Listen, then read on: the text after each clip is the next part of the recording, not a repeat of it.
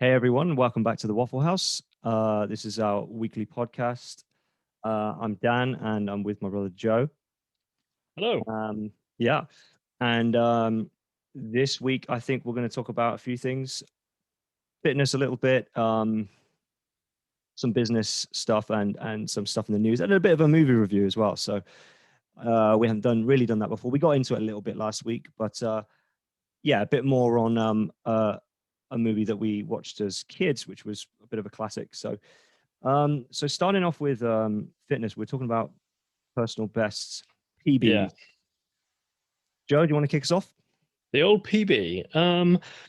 Yeah. So I don't know. I mean, I guess uh, personal best or PBs. I guess we were chatting about this in respect to the like your bench press or your squat or your deadlift, like the key heavy weightlifting lifts.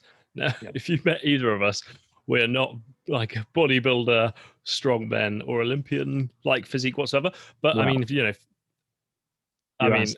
yeah, you're not. You're right. Yeah, I could pass maybe, but um, I don't think anyone's gonna like sort of accuse us of being like medal contenders for the Olympics. But Sure. although actually is bench press an Olympic? I don't think it is. What's that?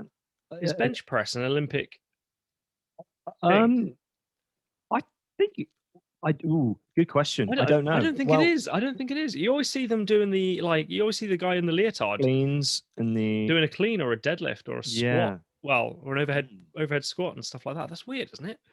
Yeah. Yeah, you're right. Yeah, I don't know what the criteria is. Maybe it's maybe Well, they're that's Olympic. They're known as Olympic lifts, right? There's a whole set of Olympic yeah. lifts that Yeah. are, but I don't even think deadlift is an Olympic lift. Yeah, that's strange.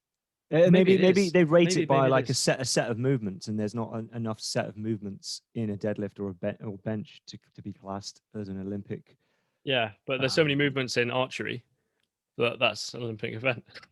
yeah. Obviously, that's No, but Olympics. yeah, no, but sorry. I mean, in comparison to the clean, maybe they just deemed the bench Right. to not be enough movement. I don't. Yeah, I don't get that. But It's strange, isn't it? hmm, Like a high jump you have as an Olympic sport, a shot put you have, hammer you have, but a bench press you don't. Like who hammers?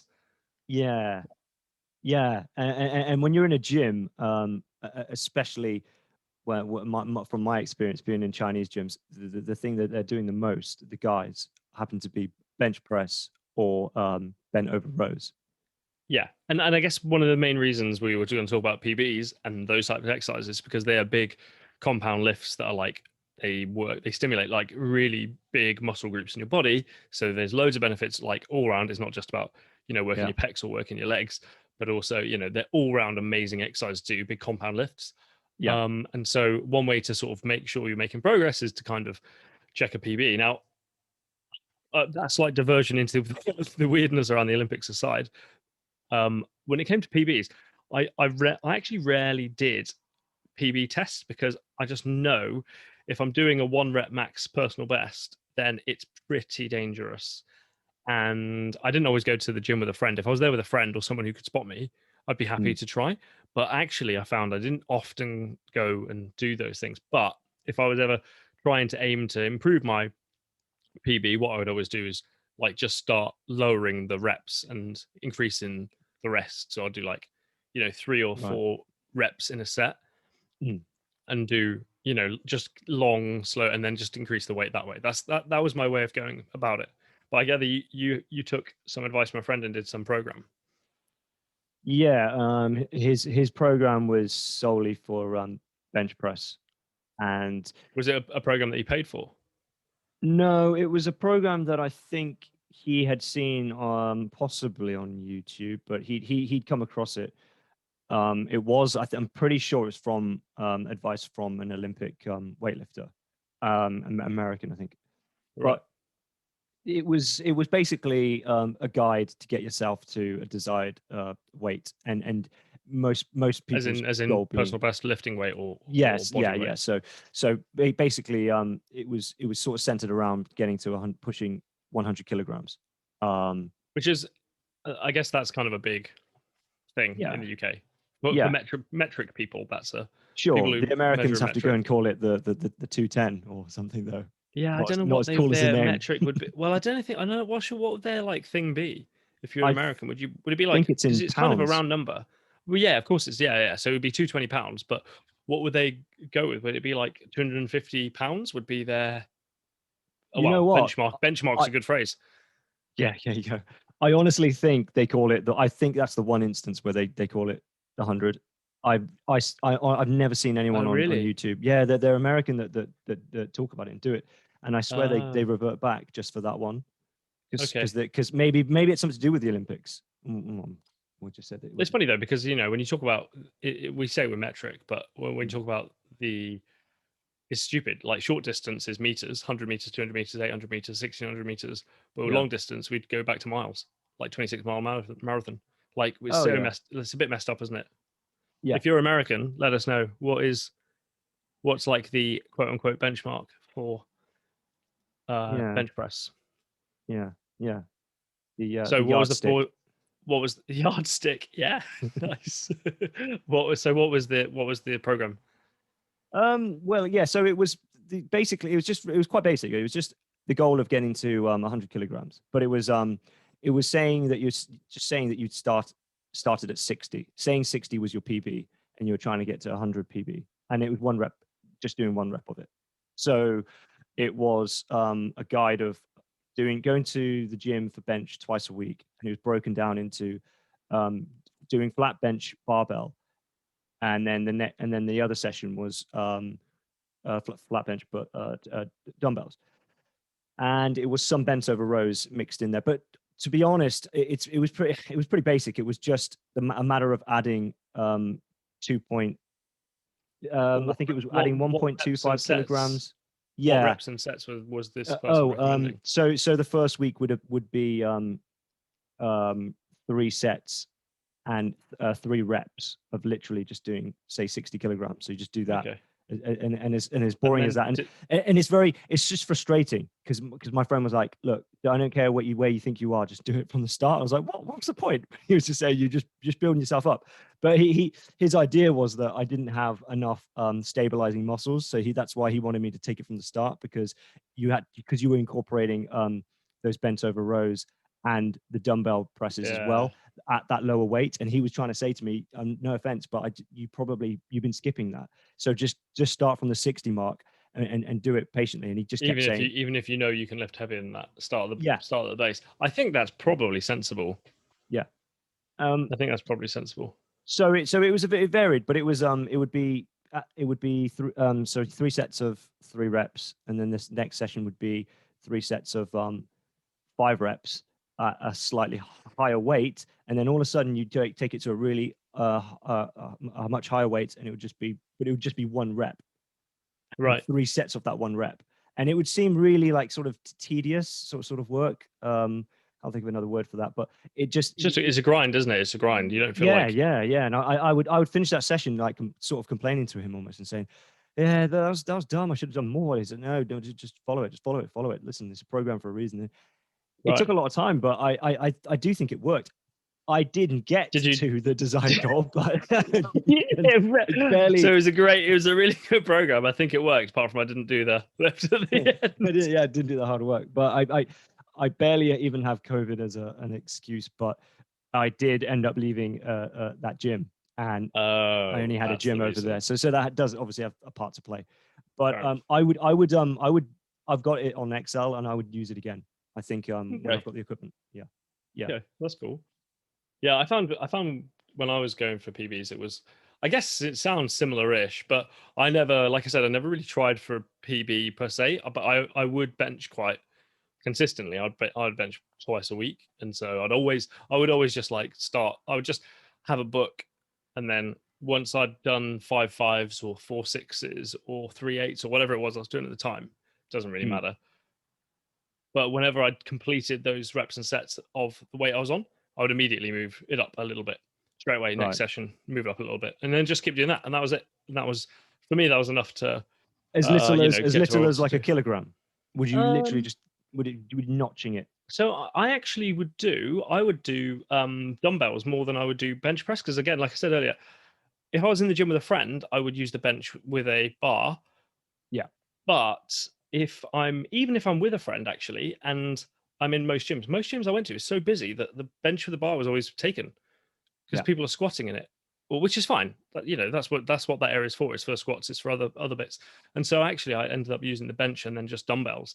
And I did most of my bench pressing with dumbbells. Anyway, a couple of reasons for that as well. If I'm on my own, it's safer because no chance Yeah. I'm going to get pinned by the bar. I can just drop the weights either Yeah. side, and it's less likely to pin me as long as I've Yeah. got a bit of room around me and I don't hurt someone else. Anyway, the reason I mentioned that because you asked about what increments I go up in. I had to then that meant I just had to go up in whatever increments the dumbbells were in. So like two and a half. Is it 2.5 a side? Probably. So most gyms like 2.5 a side, right? So 2.5 Yeah. kilograms for each one is your next step up. Yeah, I guess for dumbbells, it's you have less. Actually, yeah, you have less of a choice, don't you? Yeah. I was thinking, yeah, but more on the barbell. Like you can keep fiddling around, although it's quite annoying. But you could just keep fiddling it around and just jumping up only 2 kilograms, sort of. Yeah.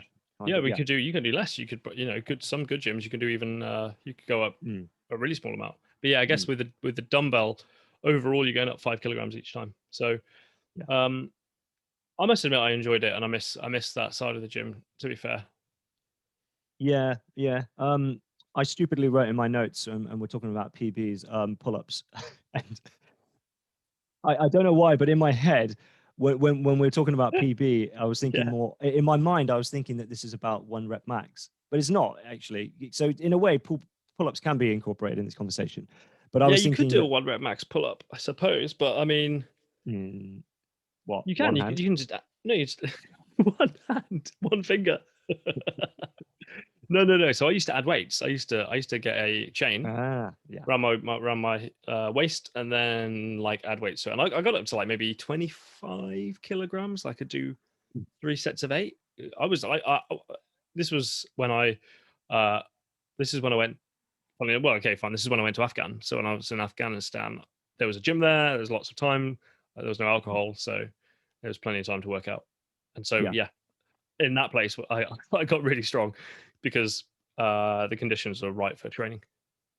yeah. Fair enough. Yeah, I think to be honest, you were a big help in the in my pull-up game. I think I remember going to your gym Where?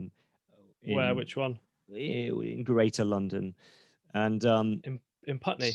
yeah, I think that Yeah, rhymed with yeah. right. Ryan with Anyway, Putney. Started with a P. yeah. Yeah, I think you pulled that you sort of just threw out 8 reps and you did 3 sets of it, and I said to you, there's no way.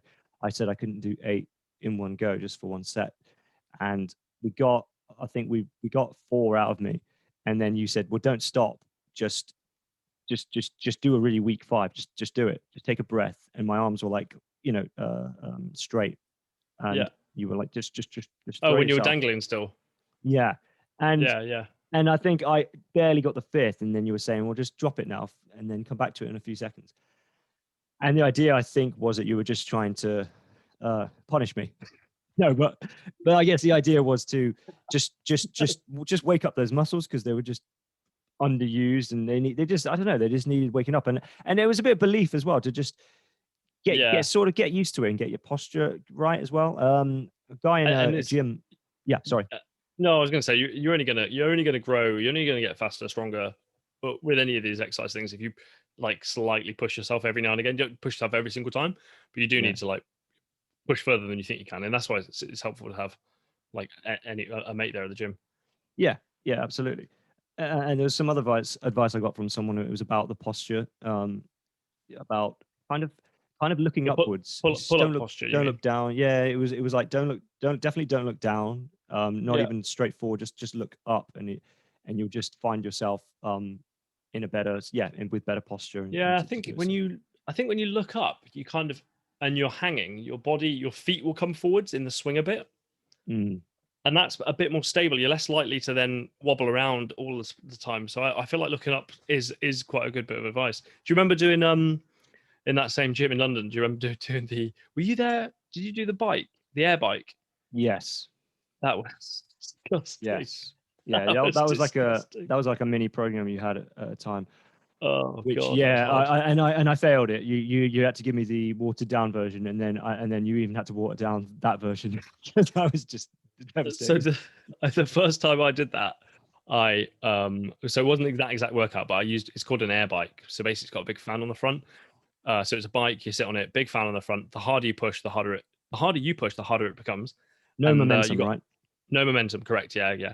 And you've got these arm things, so your arms go back and forward. So you can kind of use your arms and legs to do it, but it's so unbelievably hard. The harder you try to push, the harder it pushes back. I remember the first time I did it, I flat out was completely sick as a dog, like puked up all over the place, Mm. and blacked out. By the way, my vision, physically, my light vision left me from doing that for that first time, and that was because I was trying to compete with someone when I was in the gym with. It was a bit embarrassing, but yeah, that machine is brutal.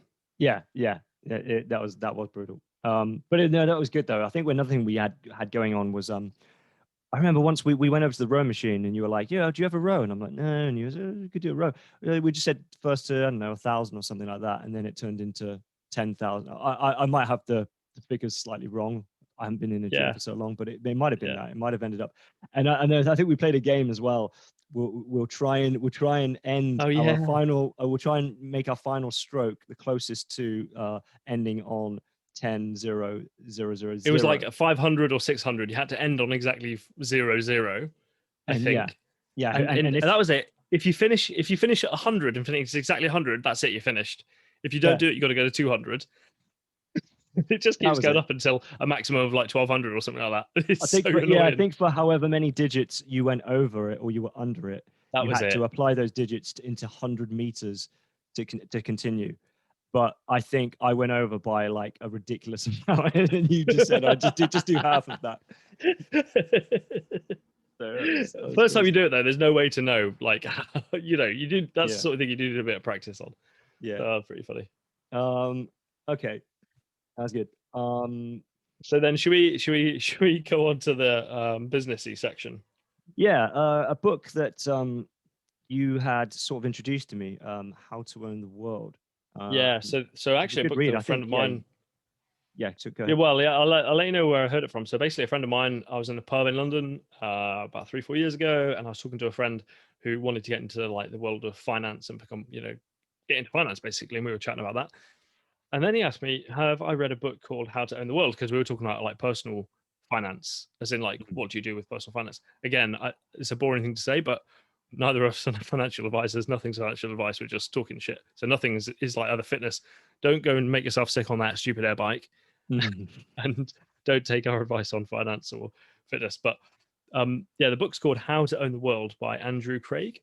And it's on Amazon. And yeah, so Andrew and Craig, yeah, whatever, you can Google it. But How to Own the World, um, and it's like so the title of it is like Plain English Guide to Thinking Globally and Investing Wide, and essentially it's a complete novice's introduction to money and finances and personal finance. So it explains everything from like the basics of what you should do to all the kind of more complicated stuff and how to manage your money, what to prioritize first, what you should look at first. Um, Mm. and even though I felt like I knew quite a bit about personal finance and my that side of things, there were loads that I learned from this book. It's really good. It's a really accessible, easy read. Yeah. um, and it's a bit of a game changer because it, one way or another, it, like for me, it opened up things that I wasn't doing, or I wasn't thinking about properly, or wasn't doing very well, and then I sort of changed my sort of behaviors a little bit. And you don't have to follow exactly everything this guy says, and I certainly don't, but it just makes you a bit more aware, um, and a bit smarter. Yeah.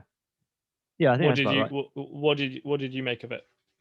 Sorry, as you were talking as well, I just had a good old research. Yeah, it is Andrew Craig. You did have his name right. Cool. I thought, yeah. So well, like you, I thought, yeah, it's insightful. There's no doubt, and I'm not even, again, this is something that I read, and another thing I did during COVID, but I don't think it's fair to say it was more interesting just because there wasn't much to do for a period, or there was less to do during a period. Um, I think in any date, I would have, when I would have got into this book, sunk my teeth in, and thought, wow, but COVID, those few months gave me that period or that amount of time, and that so therefore the opportunity to read more. Yeah, I really liked it. It reinforced a lot of things. I mean, there were Yeah, new things I learned, but it just reinforced a lot of things about the stock market and other ways of making money. As you said, it yeah, doesn't have to be that black and white about getting only earning money from one business or one employer.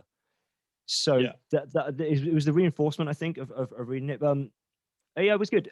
My only criticism, I think, I did say to you is, and here we go. I'm not an avid reader, so this might be something that people criticize all the time, but it was quite repetitive. Oh yeah, yeah, The yeah. author Sure. did tend to, and I understand it, that he had a bit of a bad experience with banks, and that's a sort of recurring theme. But Yeah. he went back on certain sentences that I ended up thinking I think he said this quite a few times, but maybe he I was think that's really quite. just trying to hit that I message think home. Yeah. it's quite common. Yeah, I think that's quite common in lots of like self improvement books because maybe sometimes the message they've got to say isn't an entire book's worth. They kind of just have to, but also Yeah. they're Yeah. reinforcing it. Maybe I don't know what it is, but yeah, you're right. It is a little like it can be a little repetitive at times, but yeah, yeah, no, I agree with that. Well, I mean, Hmm. what are there any particular things from it that you like really took away that you like found really helpful that you can remember anyway? Um. Well. Um. I guess it was again. No, there was nothing that was that gobsmacking. I can't think of it right now. But of course, there were new things that I learned. Terminology he used, but I remember thinking the terminology he uses, sadly, it just gets changed from banks and from corporations and systems. So I remember like sitting there trying to learn all these acronyms and everything, and I was thinking, oh, these are all going to change in about 5 years. This is annoying. But um, Yeah, he what was it? I I kind of enjoyed listening to his take on emerging markets and things like that, trading with, and especially because we've traveled a fair bit in Asia, yeah, and he talks about, a bit about the Asian markets. His spin on, you might look at um, the markets that are surrounding you in the FTSE or yeah, US yeah. markets, That's and it might that's not a look good common point. at that exact moment, but Yeah, where it might look bad, it's there's you know silver lining somewhere else. There's something good always happening somewhere else, and that was a point that he made. It was, yeah, that was quite a good read, that part. yeah. Um, yeah. The bit I really liked, there's a table like halfway through the book, which is based on how much money you can invest or save, and this is after you've got like your 6 month emergency fund, whatever. Mm, After so depending on how much money you're able to invest per month, it gives you like a split down of what you might want to do. So it tells you like how much to put in cash, how much to maybe put into an ISA stocks and shares fund, and he gives advice on the types of fund that he recommends throughout the book. Like he'll mm, say, you just want to be really diversified because don't try and be smart. His whole thesis is try and beat inflation and don't try and be too smart. Just put your money almost as almost like as everywhere as you possibly can, and mm, just hope that over the years, or not hope, but he believes over the years that will rise in price. You probably won't be the best investor in the world, but you'll be a good investor. And then, yeah, so yeah. basically, like what percentage to put in cash, what percentage to put in funds, how much do you add to your ISA, and then how much you might want to put in. So he likes gold and precious metals, Mm, and so he also says he also recommends like a certain percentage in precious metals.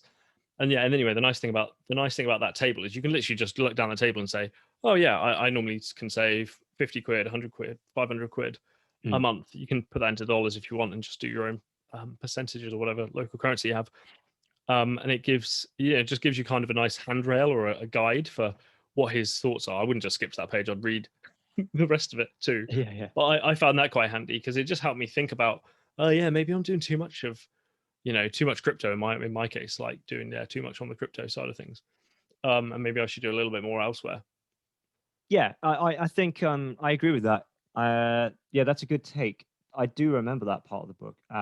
But you just mentioned crypto. He was a little bit negative, if anything, on crypto, wasn't he? Yeah, he is. Yeah, he's quite negative. I think he said something. I think he said something like, you could put a punt in it, a small punt in it if you want, but don't invest in it as not a serious asset class to invest in.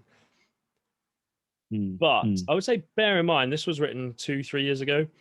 It's all still relevant, the book, but the crypto. I personally, I think the crypto space has moved on like a hell of a lot in terms of how investable of an asset class it is, because you can like big banks are coming out with index funds which will track companies that are invested in crypto. So it's a completely regulated way to gain exposure to the price of crypto, even though you're not buying any crypto. You're just buying companies that deal with crypto. So it's like a right. proxy. Do you Yeah. know what I mean? It's like buying gold miner shares in gold miners instead of buying gold. So you don't buy gold, you buy companies that mine gold. It's a Right. little maybe it's a little bit similar to that. It's a similar um uh the distance away from the asset is the same, if that makes sense. You're not buying the thing, Yeah. you're buying the thing that gets the thing, if Yeah. that makes sense. Anyway, so that's my take. I wonder if he's changed his mind in recent years about how much you'd expose yourself to it, because like I said, this was like 2 or 3 years ago he wrote it, and I think in his latest edition of the book, that's when he started including more on crypto, just saying, look, I ignored it for the first couple of books, and now I'm just going to mention it and say it might be a speculation, but don't put too much money in it. That type of thing. Very safe, Yeah. Yeah. which I is fine. think, yeah, there's always going to be, yeah, another edition, second edition or third edition. So yeah, yeah, I think you're right. Did revise some of his sort of thoughts, but that, I think, yeah, actually, I think that thing that you brought up a second ago was the main thing. It's not like his advice is necessarily timeless, but in the 21st century, at least, it's so big what he's saying about different ways of making income, and Yeah. how, and the management of it, as you mentioned. So yeah, I think that's pretty, yeah, pretty good read. I'd recommend it. How to Earn the World, Andrew Craig. Oh, it's nice. Sorry, the last thing I'll say about it. It's good because it kind of tells you bits about how you might expect to retire in later life, and like whether or not you'll be able to retire and all that type of stuff. Like it touches on that. So Yeah. yeah, it's quite eye opening, I think. Yeah. So Dan, you um wanted to talk about then a Movie movie time. this week? A movie, Yeah, yeah, that's right. a Well, recent a recent movie, a new it's release. it's not a new release. But, well, unless it ges re-released, which it probably should, because it was a classic. So we were talking about Paul W.S. Anderson just last week, because we Did talked. we? Can you Yeah, remind me? well, What did we say? only a little. It's only a little bit. We were talking about. I brought up Mortal Kombat, the new one, Oh yes, he did. Yeah, yeah, and yeah. he had previously. He made the very first movie. He directed, sorry. Who An Englishman, and it was a great movie, but he turned down Annihilation in order to do Event Horizon, which is what we're going to talk about now. Yeah. Which, I mean, I'm disappointed in one sense that he didn't continue Mortal Kombat, because I loved that, but this was a really good movie. So So when did it come out? Event Horizon was like 97, I think. yeah, Is that right? pretty much Yeah. on the nose. 97, yes. Okay, cool. So we watched this. Was that a Oof, quick bit of googling, by the way? yeah, just flicking pages. Yeah, so we probably watched this a little bit like the Mortal Kombat release. We probably watched this within Well, a too year, or young. maybe a year after. Too young. Some, We should not have been watching it. yeah, on television, probably Channel 5 once again. Thanks, Channel 5. But I probably would have been about 8 years old or something. So, and you would have been a little bit older, or younger. Who knows? Or I would have been Yeah, I would have been. I 20. would Who have been. knows? No, no. Come on. I think I was. I would have been 10 in 97. So Yeah. 12. No way did I watch that film when I was 12. But You what would a have been what a 9. You would have been 9 years old. What are you doing? Watch that film at 9? Is oh, I know. anyway. What a brutal film. I mean, from what a really good cast to start with. So basically, it's a film for those who haven't seen it. It's a film set. I think it's around it's the orbit of Neptune. There's It's been in the a space. 2040s. Yeah, it's 2047. And correct me if I'm wrong. I think I think it's the same year as Blade Runner, the second Oh film. yeah. You're right. Yeah. It's also quite an important number to do with Hong Kong and China, but anyway, they basically there was an expedition I think that was out and got stuck in the orbit of Neptune, and I think Event Horizon went to go and save those guys and look up for any signs of life.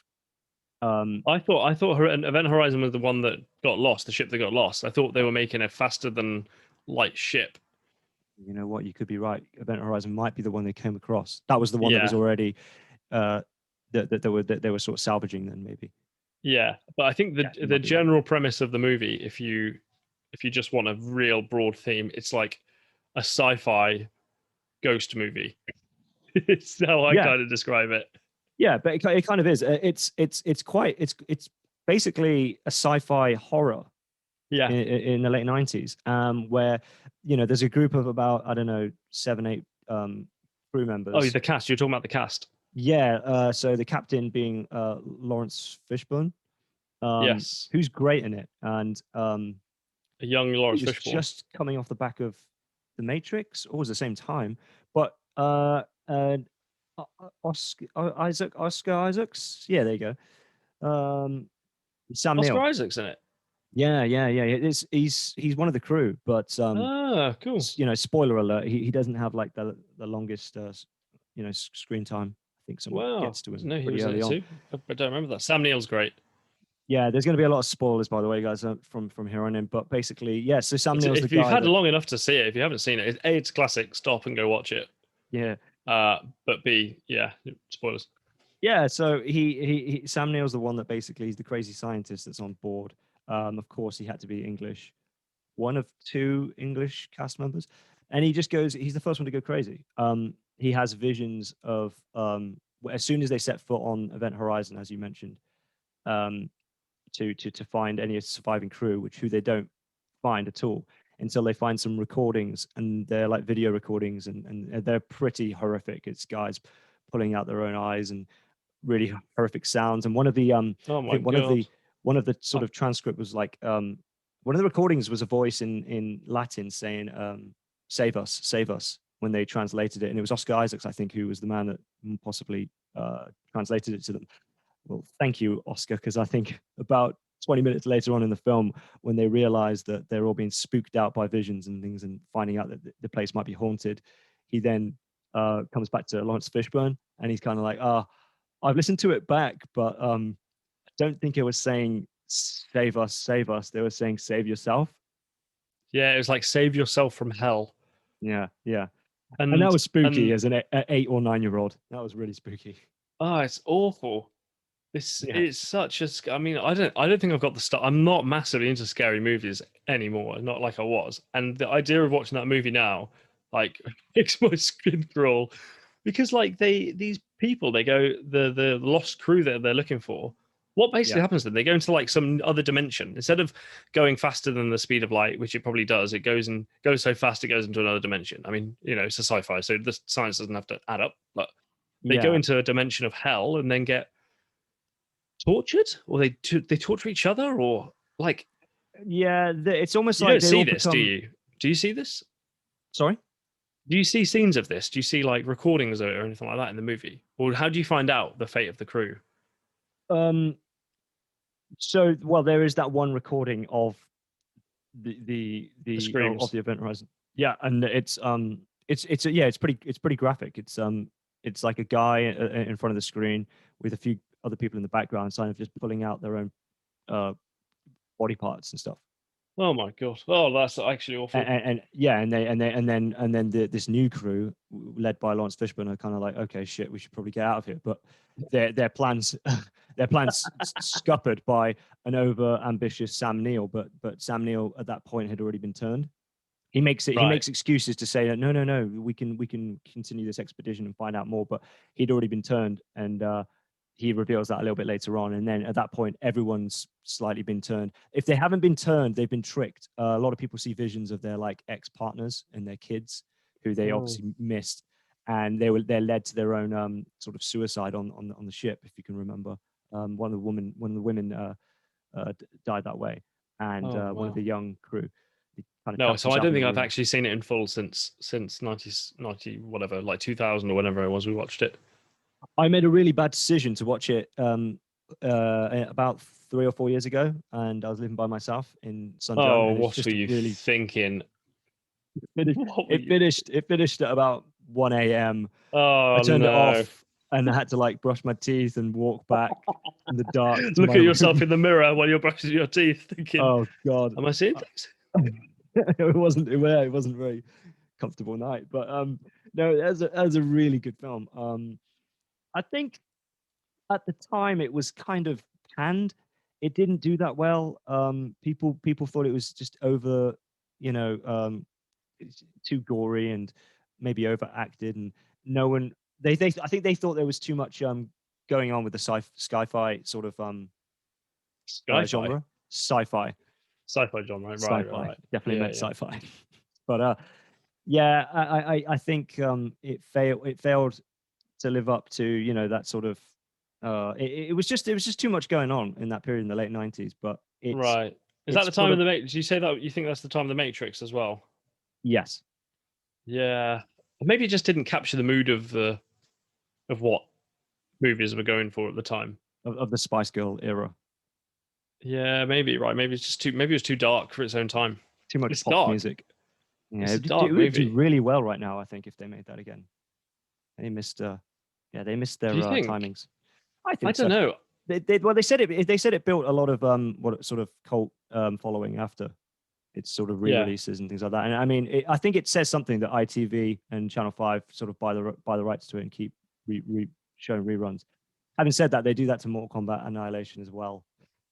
It's kind of hard to judge with TV and how they deem successful movies. Is that the Yeah. benchmark for all of our movie reviews? By the way, is it Well, better or worse than Mortal Kombat Annihilation? at this point, yes, because it's the two movies that we talked about. You mentioned it about 10 times. Well, no, but another thing I was gonna ask you now, we've gone off subject, but what do you think about that? The way that British TV buys movie rights. Do you think they buy Terminator 2, so they have to show it 100 times? Or they've got 100 runs of it, or they've got it for two Is that what they years. do? I don't. Well, no. I'm asking you. I mean, because I'm not sure. Because it would make sense with Terminator 2 Judgment Day because it's watchable. But there's some films that they have that are really rubbish or really average, and I'm thinking, well, maybe it's just me because it's taste at the end of the day. So Yeah, it's maybe strange. people love these films, but yeah, I think maybe you're right. Maybe they've got like the rights to a film for a set period of time, so you can play as much as you want for 2 years, or you can play 100 times, like you say. And Yeah. if they've got not much else on, they'll just whack it on. They've already paid for it. I've noticed Taken is on a lot. I think it's ITV2. Um, I tend to find it, especially in the last year that I've been back in the UK, every 2 months. It's quite a lot. Every 2 months it's on. But I think TV is on its way out. Um, 2 months. but Um, overall, Event Horizon, I enjoyed, really yeah. enjoyed. Okay.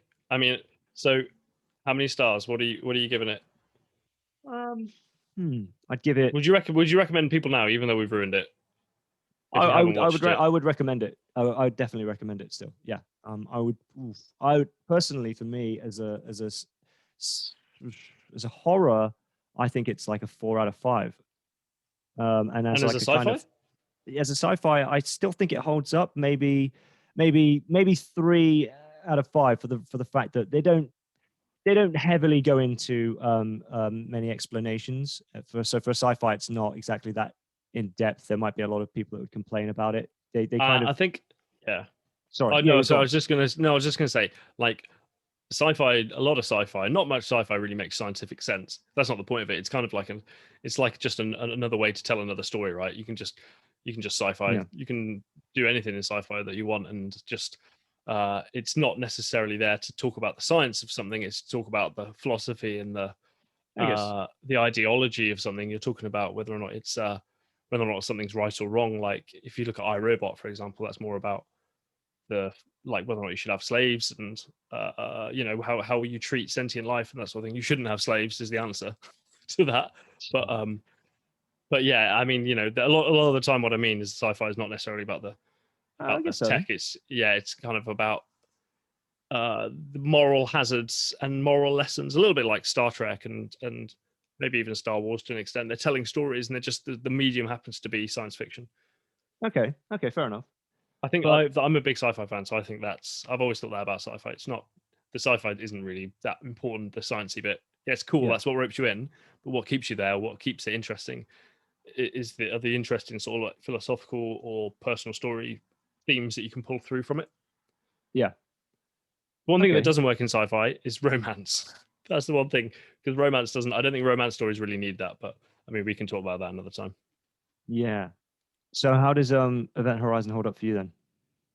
So I didn't rewatch it, I watched it 20 years ago, and then I watched one YouTube video today to recap it, Mm, and the stuff that I saw and the remembers I remember from it, and the fact that you can just tell me bits of the story, and I'm still like my skin is crawling. It's clearly a good film. It's clearly impactful. yeah. It's memorable. Like I watched it 20 years ago, and I still I watched it the last time I saw it was 20 years ago. I've seen a couple of clips on YouTube, and it's vivid. So yeah, I think it's a masterpiece. Yeah, yeah. I think it's got that important thing that it captivated me as a kid, where it's isolation and loneliness. They're on the edge of the universe. No one's been that Yeah, far before, and half of them have gone crazy, and the ones that are left are going crazy. And there might be one exactly. sane person left, and you're thinking to yourself, "My God, what if I was him? That this would be horrendous." It's like Exactly. Yeah, having it's exactly five that. scary clowns on a ship, and you're just like, "Fucking hell, what It's is going exactly on?" that. And actually, like I was talking about sci-fi earlier, it didn't have to be in space. This could have been in a remote cabin in Mm, the middle of Alaska. This could have been on a boat somewhere. This could have been yeah. in any house in the whole of the world over the past 12 months because we're all isolated. Uh, yeah. Yeah. So no, yeah, I'm with you. I think it's a great film. Um, Okay.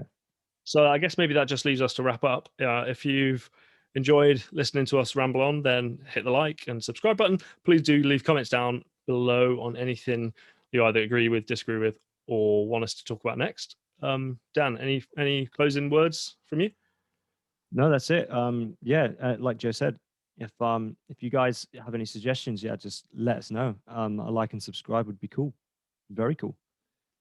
Thanks, guys. Keep safe. Peace. See you later.